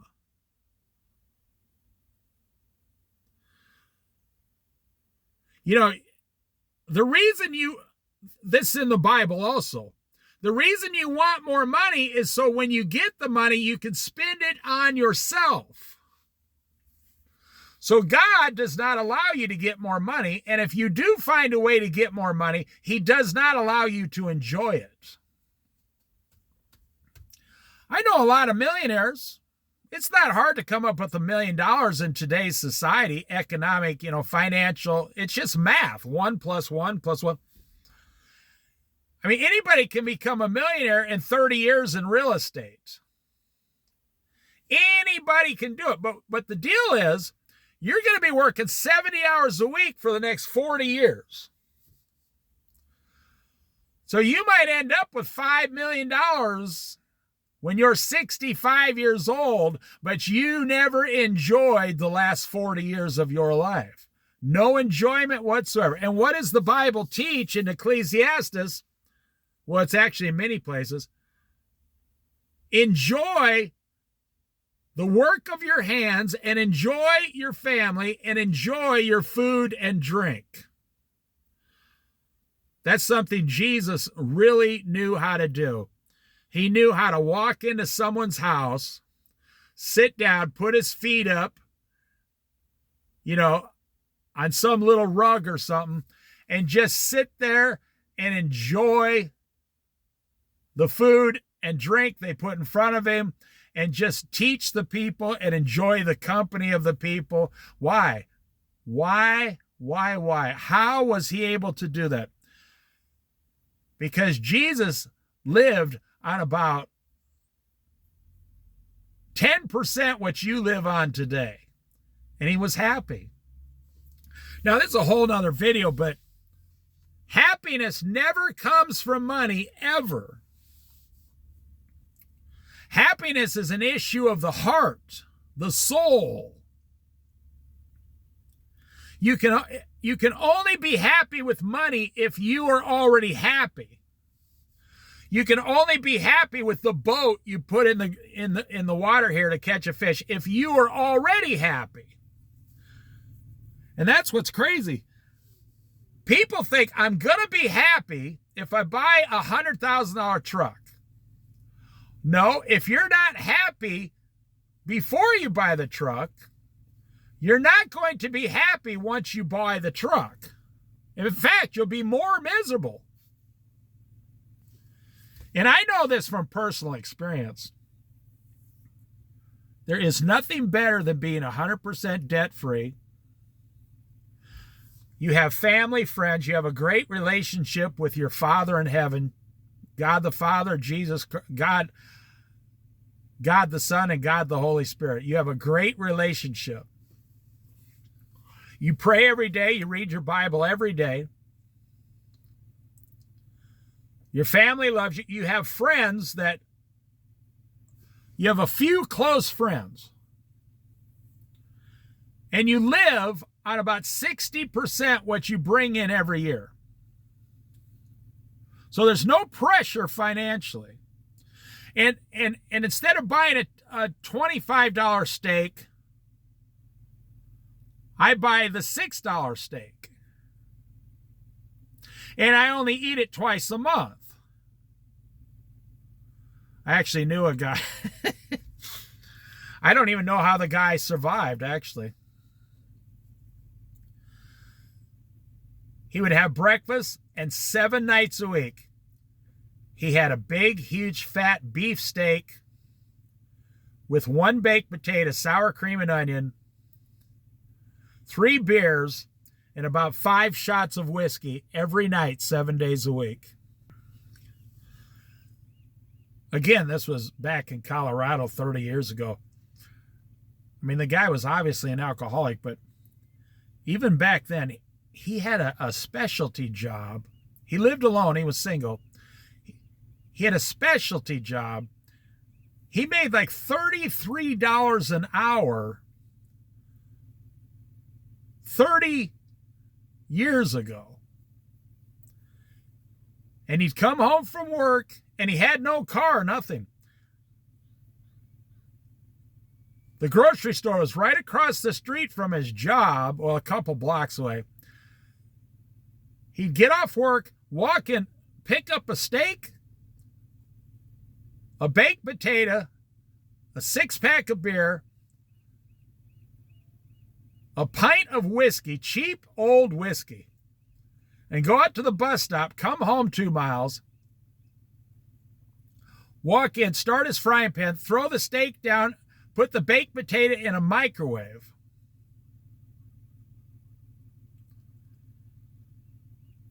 Sit in a chair. I know he was actually a very good friend of mine. I don't think he's alive today. I don't think he was like 10 years older, but I don't think he's still going. I don't think so. He was kind of a mean, ornery old guy. Women wouldn't really, they'd never want to live with this guy. And he'd sit there like in his sweatpants after working with a steak knife and a fork and a whole bunch of ketchup. And he'd eat that big old steak. I mean, this steak was like, I wouldn't say it was a pound every night, but it was 3/4 of a pound. So like, I don't know, it was like 12-ounce steak. And his baked potato, which he just put sour cream and like ketchup on. He had nothing in his refrigerator except beer. And he'd take about 4 or 5 shots. He'd sit there and drink 3 beers and eat that steak, watching TV. Now, he claimed he was a Christian. I don't know. He didn't live like a Christian. He wasn't happy in life. He hated his job. He was miserable. I mean, this guy was making he was bringing home $1,000 a week 30 years ago. And he never had a dime to his name. He was always broke. So I guess that's the moral of the story here. You know, we got people in America that are making $50 a day. Well, there's people even down here in Eugene, Oregon, Portland, Oregon, Medford, Oregon, Grants Pass. You know, they make like $20 a day in today's society. They're somehow surviving on $600 a month because they don't work. I mean, minimum wage here is 15 something an hour. You can't go to work in Oregon without getting at least $16 an hour almost. So if you work 4 hours a day, you're bringing home $50 a day. I mean, you know, that's $250 a week just for doing nothing. You could get a job 4 hours a day from 6 a.m. till 10 a.m. in the morning and you're done. The whole rest of the day is your day. And there's people make less than that. And there's people in Oregon that make, you know, $300,000 a year. Now, I looked it up. If you want to be in the top 1% of wage earners in the state of Oregon, you have to make $600,000 a year or more. And that's what the Bible teaches, and that's what life teaches, and that's what 2025 is teaching. There are people out there today that are actually making $600,000 a year. They're flat broke. They're in millions of dollars of debt, and they're unhappy and unsatisfied. They are no different. The $600,000 a person in that state is no different than the $50 a day person. Because you're working 5-6 days a week and you never ever get ahead. But worse than that, you never ever find satisfaction. The best position you can be in, and I will end the video with this. The best position you can be in on heaven and in earth. I mean, concerning heaven, God, the Bible, prayer, earth, and everything, the best position to be in is if you live and you're completely, fully happy on 50% of your income. Like I said, the story when I started out, you have a boyfriend and a girlfriend who work at the work today, pay today place. And they didn't have children. They're like 30, 35 years old. They're living in a daily motel. But instead of bringing home $45 a day, the girlfriend, they bring home $90 a day. And they live on $50 a day. And they save $40 a day. So if you're making $600,000 a year and you live on $300,000 and you save $300,000 a year. Now you can buy a lot of toys for $300,000 a year, but if you're saving $300,000, then something has stopped you from spending more.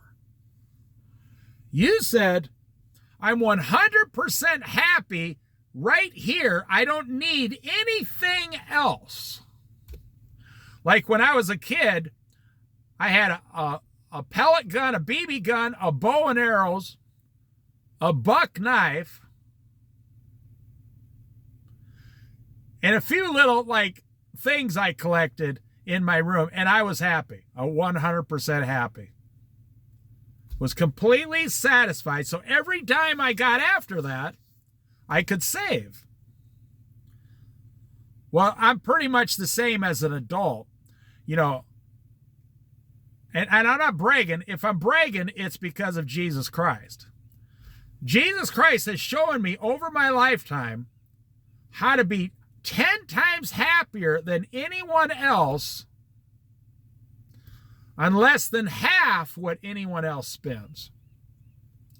Because I've learned happiness will never come from money. You know, I said to a guy once, you know, money can't buy happiness. He said, sure it can. It can buy me a brand new Corvette, and a Corvette will make me happy. I said, well, I know you're just joking around. But he said, no, I really am not. I said, well, how come you're not happy now? He said, because I don't have a Corvette. I mean, he was just a fry cook making like $22,000 a year. I said, yeah, but you got a nice, you know, Ford out here worth $5,000. He had a nice Ford truck, $5,000. I said, that's a nice truck. He said, yeah. He said, but it doesn't make me as happy as a new Corvette would. I said, well, actually, that's not how it works. Oh, is it Christian Bale? He's known online. He drives the old Toyota truck. You can look up a video. Christian Bale driving an old Toyota truck. He was in an interview once and they said, why do you, you know, you're worth millions of dollars. Why do you drive a Toyota truck? And he said, because it's the best truck ever made. They said, yeah, but you could have anything you wanted. He said, yes, and I bought the best. He said, if you go into he said, it's not an issue of money. He said, if you go into the marketplace and say, what's the best truck I can buy? It would be a Toyota. It would be an old Toyota truck. He said, my truck has over 300,000 miles on it. Why would I want to buy something that's worse? And the interview lady, in Hollywood was really confused. Well, yeah, I guess she couldn't put it together that the best truck was only $20,000 back then. That somehow he should be spending $200,000 on a real fancy truck, but it's not. That truck would not be as mechanically as good as the old Toyota truck for $20,000. So this guy, Christian Bale, he went out and bought the best deal, which was only $20,000. And he said he owned it for like 10 years. It got 300,000 miles. I said, it's fine. It's a nice truck. Why would I get rid of it? And she said, what are you going to buy after this? He said, another Toyota truck. He said, I'll buy a brand new one. Well, back then they were only $30,000. He said, I'll buy a brand new one for $30,000 and drive it for 15 years. You see, it's not an issue of money. It's not an issue of how much pleasure you can give your flesh. The battle is in the mind, and it's an issue of the heart. So, like, I just spent 2 hours here. This video is 2 hours long. So I've been sitting here for 2 hours making this video. And I'm going to go home today, and I'm going to eat an apple and a banana, a baked potato with really nothing on it except olive oil, and maybe some Italian dressing. Some grilled onions and some rice. Why am I able to be happy with that? I'll probably actually stop at the store and buy a $5 bag of mixed vegetables and throw them in with my rice, grilled onion, and potato. Why is that enough to make me happy? I'm going to eat about $6 worth of food today. Well, it's like the Toyota truck that famous actor got. It's the best. That food is the best thing for my body. It's not my fault that it doesn't cost more. See, God made a way for the best foods to be the cheapest foods, and the processed foods, which are the worst foods for your body, cost 3 times more because of the processing. So you buy the processed foods and you're unhappy at $30 a day worth of food. And I think people are just figuring this out now. They're saying, wait a minute, the banana is only 25 cents. It's way healthier than what I would normally eat. And it's only 25 cents. The apple is only like 90 cents and it's way healthier and way cheaper.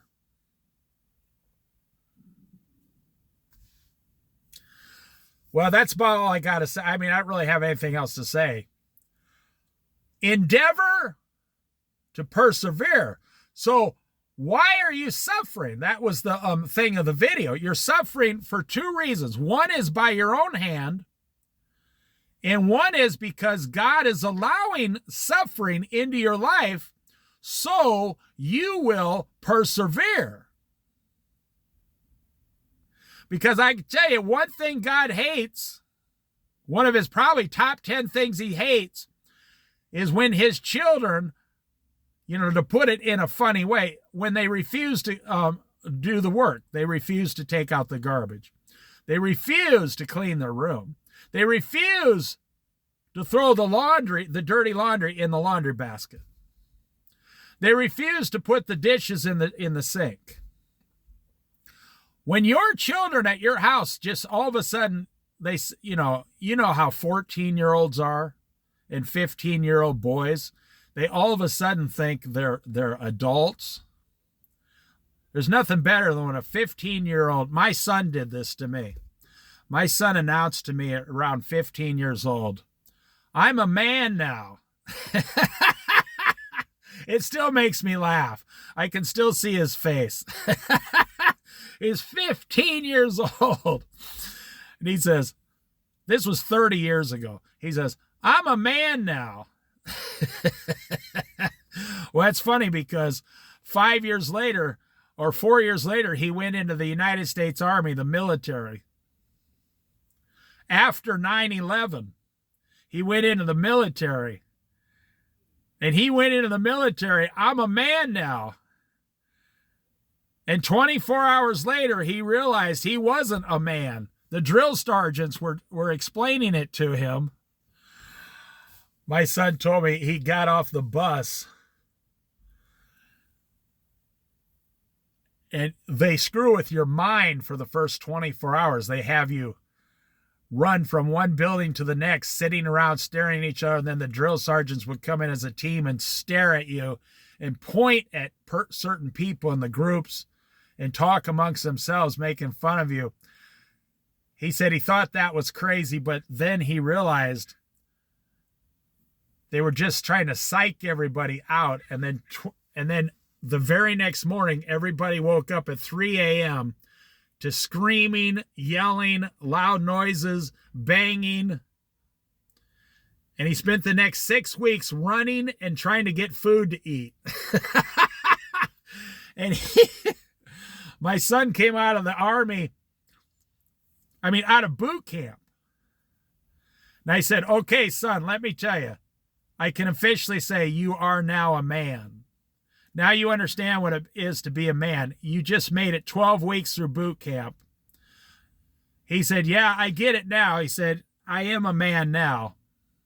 I said, now I can officially say you're a man. But when you announced to me at 15 years old, I'm a man now you know the difference. And my son said, no, when I was 15, I was just a dumbass.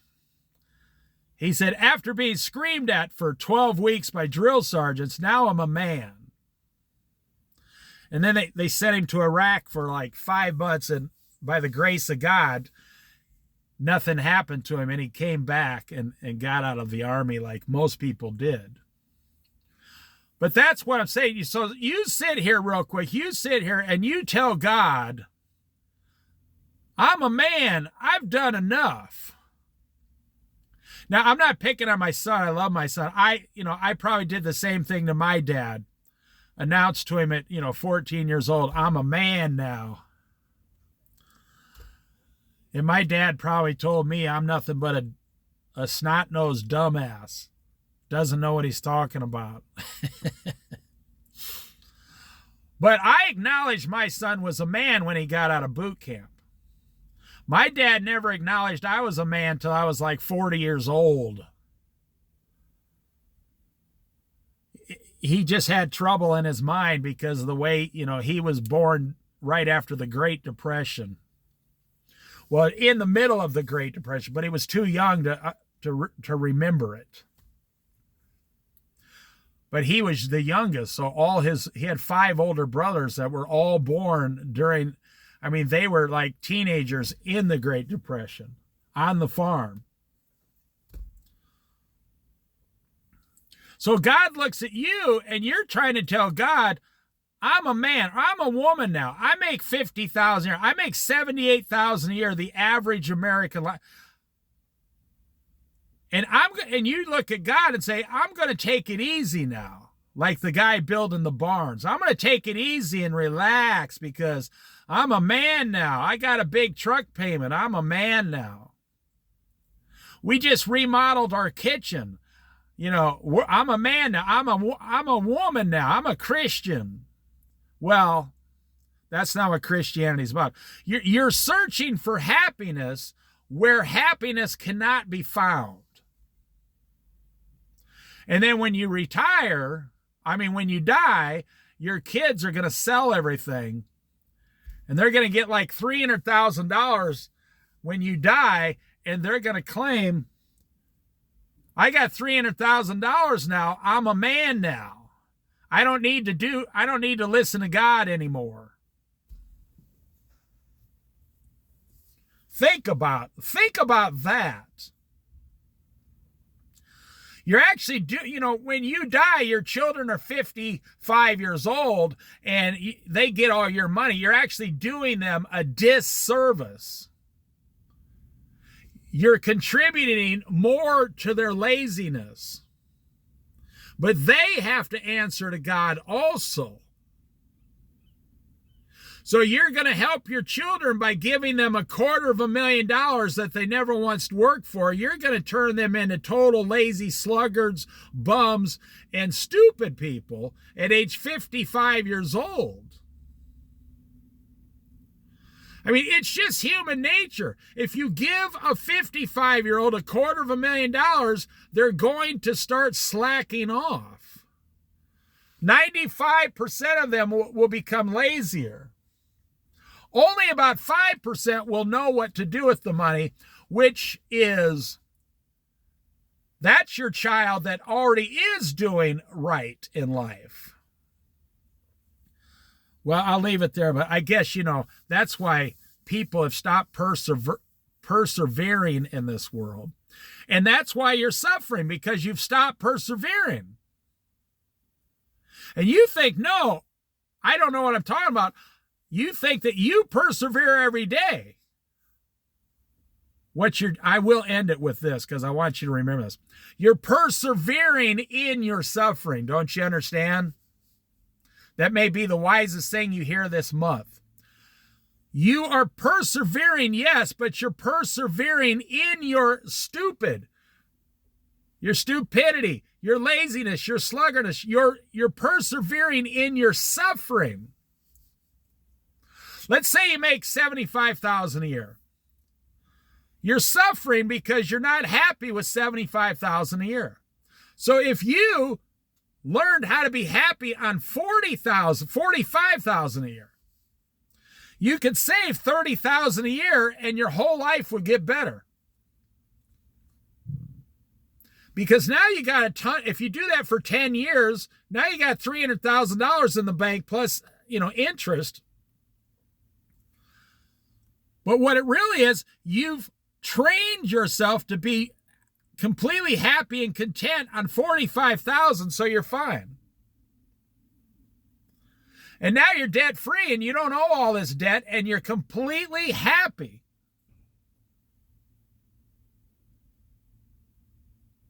And now, you being a happy Christian, you can serve God way better.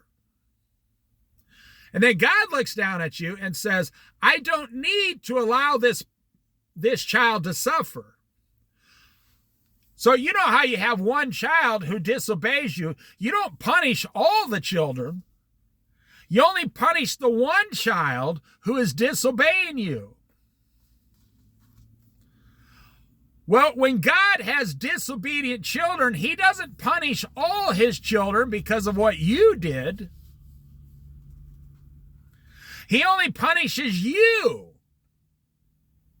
He doesn't punish the rest of the people who did what he said. If that makes sense to you.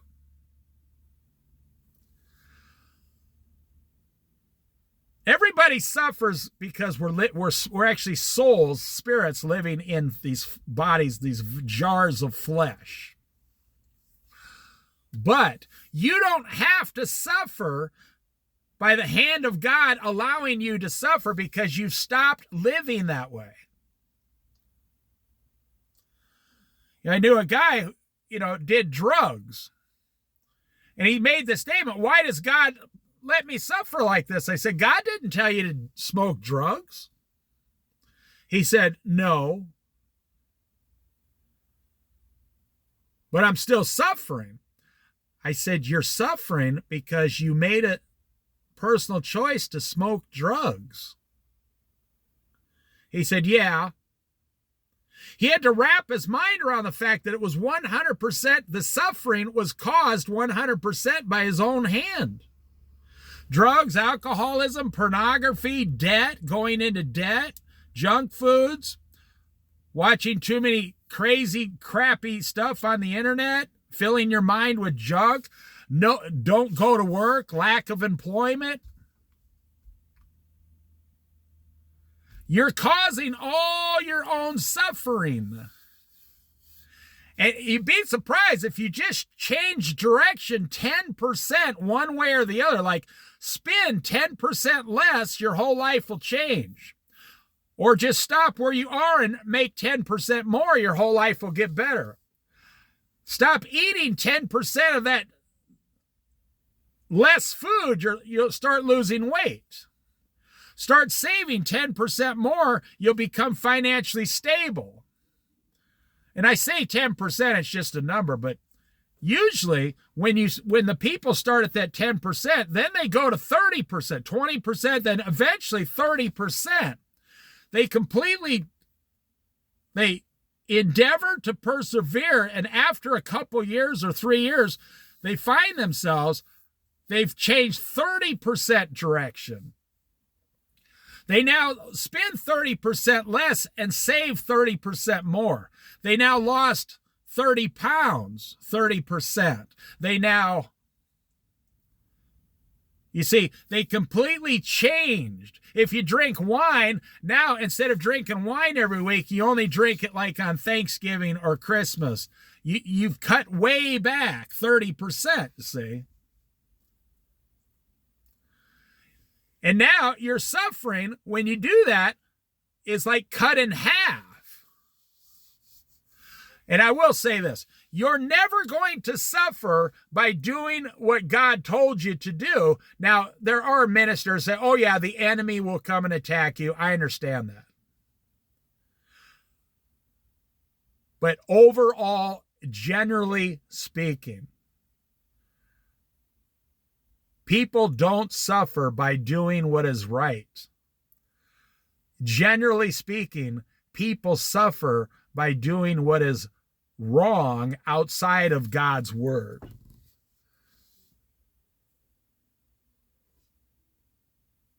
So people, how come I'm broke? Well, it doesn't matter. You make $50 a day, you're broke. You make $500,000 a year, you're broke. You're suffering because you spend more than you make. Let's say you get $45,000 a year, or $4,500 a month, which is over $50,000 a year. Let's say you get $4,500 a month, and you don't have $100 in a savings account. You're suffering because you haven't learned to live on $35,000 a year and save $15,000 a year, or live on $40,000 a year and save $10,000 a year. So you're always going to be financially suffering. You will always be financially suffering. Let me end this. You see these two sailboats down here? Let me zoom in. See, the one is a medium-sized sailboat. The other one is a small sailboat. The one is that medium one's probably close to $100,000 or maybe $80,000. The other one is a $10,000 boat. So one man needs a $100,000 boat or $75,000 sailboat to be satisfied. The other man needs a $10,000 boat to be satisfied. Which one of those men are going to be happier in the long run, in general speaking? The guy with the $10,000 boat. He can still throw his rod out and catch a fish. And you notice, here's the thing. Both boats are sitting there doing nothing. But the one guy has an $80,000 boat doing nothing all day long. And the other guy just has a $10,000 boat sitting there doing nothing. The maintenance difference is like, 8 times. It's going to cost 8 times more for the more expensive boat. The insurance is more. The regulations are way more on the big boat. So you take the small boat. So the small boat, whoever the owner is very happy and content with a small sailboat, go out on the water, do a little sailing, throw his fishing rod out, catch a salmon, come home, do some crabbing, come home. He's very happy, very content. And that's what we're talking about. And we talk about, endeavor to persevere. Perseverance comes because suffering causes perseverance, and perseverance causes you to change direction. I will say that, and then thanks for listening to the video. Suffering is required for you to get off your butt and persevere. Or you can skip the suffering and go straight to the perseverance and have a better life. You can say, now perseverance is required to move forward and grow. You have to persevere with Jesus in the prayer, persevere in prayer, persevere in the Bible study, persevere at your church, persevere at your job, persevere with your savings account, persevere with your spouse, your children, your family, your parents. Your whole life is about perseverance. Your entire life is about perseverance. Think about that. Nobody's ever told you that. Everything you do is about persevering. When you go to the grocery store, you have to persevere to get the healthy food to change your life. Perseverance is the key to your entire life, whether you go bad or good. You can persevere down a rabbit hole of misery and suffering. You can persevere down a rabbit hole of misery and suffering. Or you can persevere in the Word of God and live a godly life of joy, peace, and happiness and contentment. It all depends on which road you persevere on. If you're going to persevere on the wide road of destruction, you're going to destroy yourself. Even if it takes 40 years. If you're going to persevere on the narrow path that leads to life, you're going to end up living a much better, simpler, more content, satisfying, a more meek-filled life. Meek, M-E-E-K. Now, those two sailboats, you don't know which owner. Maybe the guy with the small sailboat makes more than the guy with the large sailboat. That's why people ask me, how come you retired at 62? Because I've learned how to be content on half what you live on. I don't say that to people. I don't want to be rude, but they understand that's what it is. They say, how come you can go to the beach every day? I say, because I live on nothing. And they look at me like, yeah. I say, if you spend what I spend every week, you could go to the beach every day. They go, yeah, I probably could. And I'm in a $2,000 vehicle, and they are in a $68,000 used car or used truck. They don't want to sit in a $6,000 or $7,000 used car. They don't want to live in a $150,000 condo. I don't live in a condo, but they could sell their house and live in a condo and have no payments. They could live in a 2-bedroom trailer for $500 a month at a trailer lot and be an $80,000 trailer and be debt free. They're not happy. They're still on the wide road of destruction. This is probably the longest video I've ever made. You're suffering by your own hand. If you just start changing direction and following Jesus Christ, then you will endeavor to persevere. And like I said, I don't want you to forget, God wants you to be successful. Why? Because you're one of his children. If you are a child of God, you gave your life to Jesus Christ and got your sins forgiven, God wants his children to be successful. So that's why he pushes you. That's why he turns up the heat underneath you so you're forced to stop standing around doing nothing. I don't know if I have enough time in this video, but this old lady walks in the library one day, and one of my friends that I worked with at a restaurant, he was sitting there with his feet up on this bench because he was tired, but he was kind of a lazy bum. I mean, he really was lazy. He'd barely even wash dishes 28 hours a week. And he was sitting there with his bass guitar next to him. This old lady walks in on Sunday morning after church with a cane and whacked him right across the legs. And she says, "Young man, this is not a flop house. Sit your butt up normal so somebody else can sit down." And my friend, who was like 38 years old at the time, and there's like 68-year-old woman just kicked his ass. He looked at her and said, "What are you doing?" She said, "Get up or I'm going to whack you across the head with this cane." And he sat up. He said, "Hey, I was just kind of tired, lady." She said, "I know your type from flop houses." She said, the library's not a flop house. Now you get up and stop being lazy." And she said, "Start flying right." She was directly out of World War II, this lady. And he asked me later, "Don't you think that lady was rude?" And I explained to her, I said, "Well, you are lazy. She was just calling you. She was telling you, get up and start doing something in life." That lady had him pegged the second she saw him. And that lady was old enough. She didn't care what that young guy thought. And she used the old school Great Depression, when nobody would sit around.